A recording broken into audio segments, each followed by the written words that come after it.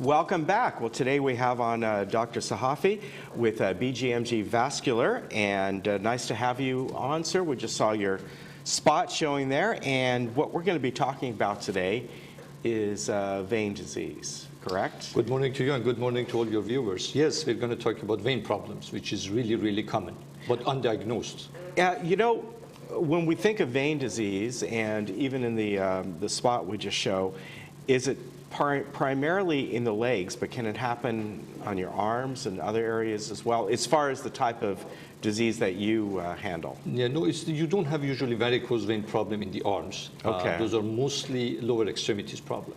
Okay. Yeah. And is that because simply the way the blood pools down, things aren't circulating It's a gravity correctly? issue, yes. And okay. It's a gravity issue, and it mostly happens with women, you know, after pregnancy. Because of the pressure, you know, they damage the valves. Because in the lower extremity veins, you have some valves. They let a unidirectional blood flow. So the blood can go up, but it cannot come down. And what we call the muscle pump in the legs when you walk, when those muscle contracts, they push the blood up. And with muscle contraction, you know, which act like a heart pump. Push the blood all the way, you know, to the heart. Now, if those valves are not functioning, the blood would go up. But if the valve doesn't fully close, then the blood can come down. I see. So the flow is disrupted. And that first creates an increase in pressure. So if you look at someone's legs at that stage of the disease, you don't see any varicose vein, any varicosity. Oh, you don't? You don't see anything. So a lot of, you know, a lot of primary care physicians would look at that leg and they say, but she's normal.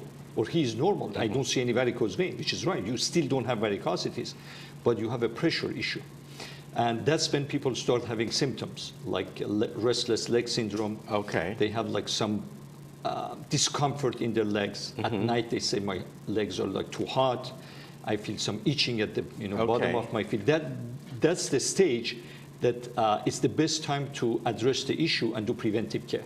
Okay, and I understand when you talk about this, at least at the early stage, it's really some of the tiny veins, right? The ones that feed into the central system? Exactly. Those are called superficial veins. You also have deep veins. Deep veins have valve too, but you don't close the deep veins because you need them. Right. And between the superficial system and the deep system, you have what is called perforators that connect them. In those perforators, you also have valves. The issue is when those valves are not functioning normally, then the pressure builds up. At the beginning, the vein can handle the pressure because the wall has some muscular structure in it, so it can handle the pressure. After a while, when it cannot handle the pressure, it lets the blood go out. That's when you start getting skin changes. If you look at someone's leg, you see like the skin color at the lower part of the leg has changed the texture. You see some discoloration, you see some hemosiderin deposit, which is the iron in the red blood cell. And then you start getting swelling. And the last thing that you see in those patients is those varicosities, and sometimes unfortunately leg ulcers. Okay. How do you find this out? In other words, how do you screen people? Is it done through x-rays, or how do you, as a doctor, find out what stage they're in? Yeah, so you can determine? The first thing to do is to diagnose the problem. And this is usually the patient itself, because let me tell you what's going to happen to those patients when they complain of those symptoms. They go see their primary care physician. If they have a lot of knowledge about vein disease, they would direct them to a vascular surgeon, or they would direct them to someone who does vein procedures. If they don't diagnose the problem, then the patient is going to go the wrong path. They're going to end up doing many x-rays, MRIs, see podiatrists, and they're going to get tons of pain medication, anti-inflammatory. They're going to see rheumatologists. And the diagnosis would be delayed by a couple of years.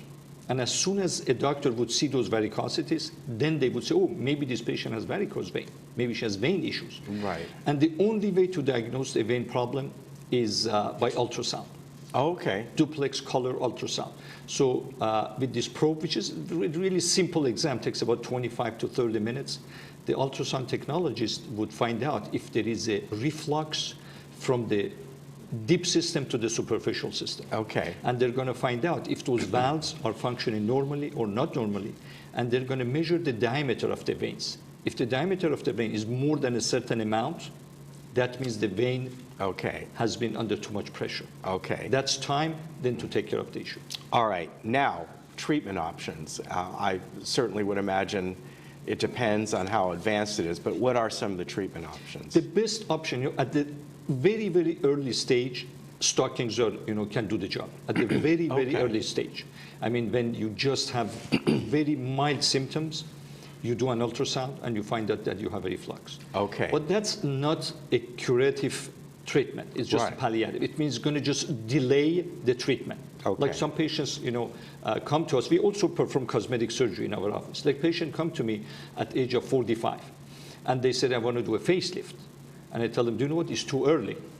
What I can do, I can give you some fillers, inject some fat into your face, give some Botox, and delay the facelift by 10 years. Okay. Okay. Then you come at 55, you come at 60, then we can, do the real treatment. So the stocking, pressure stocking, or a treatment to delay the more aggressive treatment. Okay. So we can delay the procedure by 3, 4, 5 years and ask them, to not stand on their feet a long time. And if they stand on their feet, to contract the leg muscle to make that, leg pump function. We can ask them, to, when they lie on bed, to have the leg like, 4 or 5 inches above their heart level. Okay. So these are, preventive measures. But when it comes to the treatment, the surgical treatment, which I don't want to call it surgical because there's no incision involved. Okay. So under ultrasound guidance with a needle, we insert the vein, and through different techniques, we kind of ablate that vein. Now it can be through heat, which is the laser, and radio frequency. It can be through chemical ablation, which is called MOCA. Or Clarivein. Okay. And then there is also another technology which just got FDA approved about a year ago, which is a glue, and it's called Venacil. So you go inside the vein, you insert the glue inside the vein, and it collapses and closes the vein. Now, each of those techniques have their advantages and disadvantages. They have their advantages and disadvantages. Okay. And obviously, because these are little tiny micro veins, it's not something that if you close off is going to have any ill effect. No, absolutely not, Okay. because your body can regenerate new veins, new healthy veins, to redirect the blood flow to the deep system. So those veins are functional, but as soon as they become diseased, it's better to get rid of them. Okay. What about, because this is a medical procedure, is there insurance coverage? Of course, majority of PPO insurances, they cover these procedures. Medicare also cover that procedure. And they have different codes for different technology that is used for the treatment. Okay, so that's something that some, people want to check out for sure. Oh yeah, definitely. It's covered by most of the insurance I know.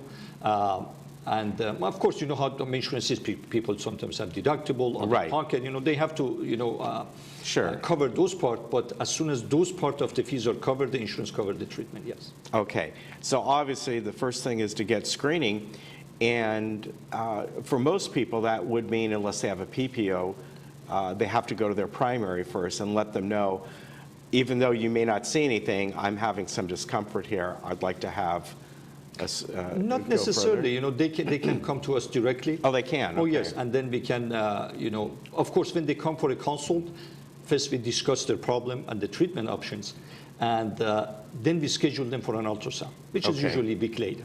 Okay. The ultrasound, as I said, take about 30 to 45 minutes. A full, leg screening, vein mapping. We call it the vein mapping. About 30 minutes to 45 minutes. When the diagnosis is made, then we discuss the treatment option, how many times they have to come, because we can, let's say they have like 4 diseased veins. We cannot do all at the same time. We usually Okay. do one vein at a time. So we make a treatment schedule. They come 1, 2, or 3, or 4 times. And if they are perforators, they have to come more often. Okay. So it's an ongoing process, and they have to follow up with ultrasound every 3 months, because sometimes new disease vein can come up. Okay, very good. Where are you located? We are in the city of Lake Forest. Lake Forest, okay, so just right up Very the street close, there. yes.